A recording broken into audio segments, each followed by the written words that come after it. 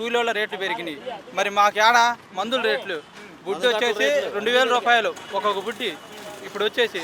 మరి అవన్నీ ఎవరు అడుగుతారు? అంతా కాదన్నా, చెప్పు. ఇప్పుడు నువ్వు ఇన్నాళ్ళు పెరిగావు, నువ్వు గవర్నమెంట్ స్కూల్ చూసావు, ఇన్ని సంవత్సరాలు చూస్తానే వచ్చావు.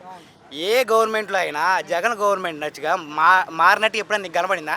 ఒక్కదాంట్లో అయినా గోరుముద్ద పథకం కాడి నుంచి, అమ్మఒడి నుంచి, నాడు నేడు కాడి నుంచి ఒక్కటన్నా నీకన్నా కనబడిందా? కూడా అవసరం లేదంటున్నారు కదా ఇప్పుడు. అవసరం లేదు. వాళ్ళ పిల్లలు ఏం చదువుతున్నారు? ఇంగ్లీష్ మీడియం కాదా? ఎమ్మెల్యే పిల్లలు ఏం చదువుతారు? పిల్లలందరూ ప్రైవేట్ స్కూల్కి ఎందుకు వెళ్తున్నారు? వాళ్ళ ఎమ్మెల్యే కొడుకులు వాళ్ళందరూ ఎక్కడికి వెళ్తున్నారు కదా? ఇంగ్లీష్ మీడియమే కదా. అంటే పేద పిల్లలు ఇంగ్లీష్ మీడియంలో చదువుకోకూడదు, డబ్బు ఉన్న వాళ్ళు ఎమ్మెల్యే కొడుకులు వాళ్ళే చదువుకోవాలి. ఇది కరెక్టేనా? నువ్వు చెప్పలే, నువ్వు కరెక్టా? కాదన్నా, ఇంగ్లీష్ మీడియం అవసరమా మనకి? తెలుగు ముద్దు కదా అన్నట్టుగా మాట్లాడుతున్నారు కూటమి. అలాంటప్పుడు ఇంగ్లీష్ మీడియం ఇవన్నీ దేనికి? ఇంగ్లీష్ మీడియం ఇవన్నీ దేనికి? సరే, మీ పిల్లలు ఉన్నారా?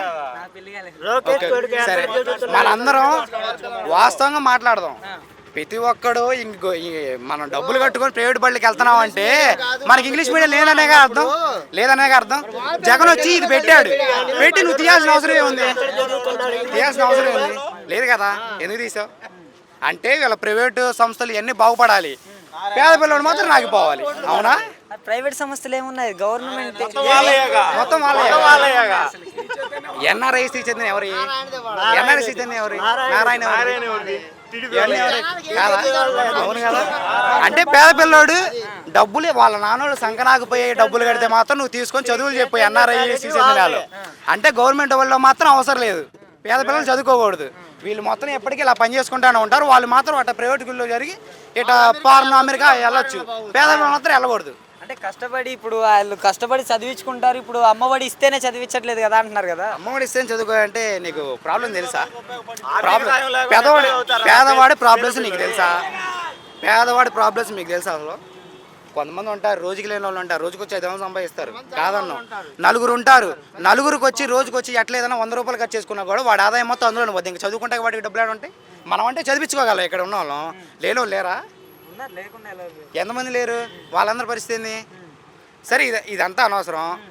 వీళ్ళ తప్పుడు ప్రచారం ఎలా ఉంటుందంటే, మన తండేలు సినిమా వచ్చింది, అందరూ చూసే ఉంటారు. అవునా? ఆ తండేలు సినిమాలో వాళ్ళందరినీ 22 మందిని తీసుకొచ్చింది ఎవరు? ప్రపంచం మొత్తం తెలుసా ఎవరు? అది జగన్ తెచ్చిన సంగతి అందరికి తెలుసు. వాడే వచ్చి బయటకు వచ్చి అప్పుడేం చెప్పాడు? జగన్ లేదే మాకు 2వ జన్మ ఇచ్చాడు. అప్పట్లో బయటకు వచ్చి జగన్ నాకు 2వ ప్రాణం ఇచ్చాడు, మమ్మల్ని అందరిని బతికిచ్చాడు, మనిషికి 5 లక్షలు ఇచ్చాడు. అవసరం లేదు, తెచ్చి 5 లక్షలు ఇవ్వాల్సిన అవసరం లేదు. కానీ ఎందుకు ఇచ్చాడు? ఈ 2 ఏళ్ళలో వాళ్ళు అక్కడ ఉండిపోయారు, వీళ్ళ ఫ్యామిలీస్ ఇబ్బంది పడుతున్నాయని చెప్పి మానవత్వంతో 5 లక్షలు ఇచ్చాడు. వాడు కడుపుకు అన్నం తింటున్నాడు, ఇంకేం తింటున్నాడు. కానీ బయటకు వచ్చి చెప్పుకోవాల్సింది పోయి వాడేం చెప్పాడు?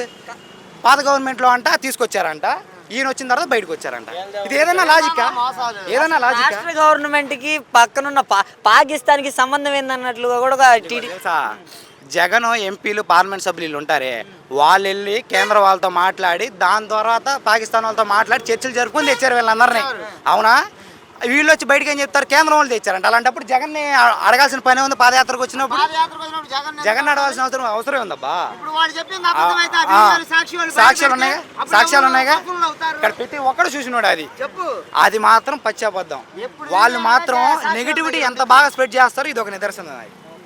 జగన్ ఎన్ని చేసి ఉంటాడు? అవన్నీ బయటకు వచ్చినాయా? ఆయన ఏం చేసుకోడు, చెప్పుకోలేకపోతే ఓడిపోయాడు. తెలుసా? చెప్పుకోలేకే ఓడిపోయాడు. సోషల్ మీడియా అంత బలంగా ఉంటుంది. జగన్ సోషల్ మీడియా అంటే ఆషామాష కాదన్నట్టుగా మాటలైతే చాలానే ఉంటున్నాం కదా. మరి అంత సోషల్ మీడియా ఉండి ఎందుకు చెప్పుకోలేకపోయారు? వాళ్ళ సోషల్ మీడియా అప్పట్లో ఎలా ఉంది తెలుసా? ఒక్కటి లీక్ చేస్తే దాన్ని 500 యూట్యూబ్ ఛానళ్ళు, ఇన్స్టాగ్రామ్ ఛానళ్ళు, న్యూస్ పేపర్లు స్ప్రెడ్ చేసి మొత్తం నెగిటివిటీ చేశారు. ఎన్టీఆర్నే బ్యాడ్ చేశాడు ఆయన. ఇదొక లెక్క. ఎన్టీఆర్ని ఎంత బ్యాడ్ చేశారు? అవునా? మేము అప్పుడు పుట్టకపోయి చాలా మంది ఉంటారు. అవునా? మేము తెలుసుకున్నాం ఎంత బ్యాడ్ చేశారు.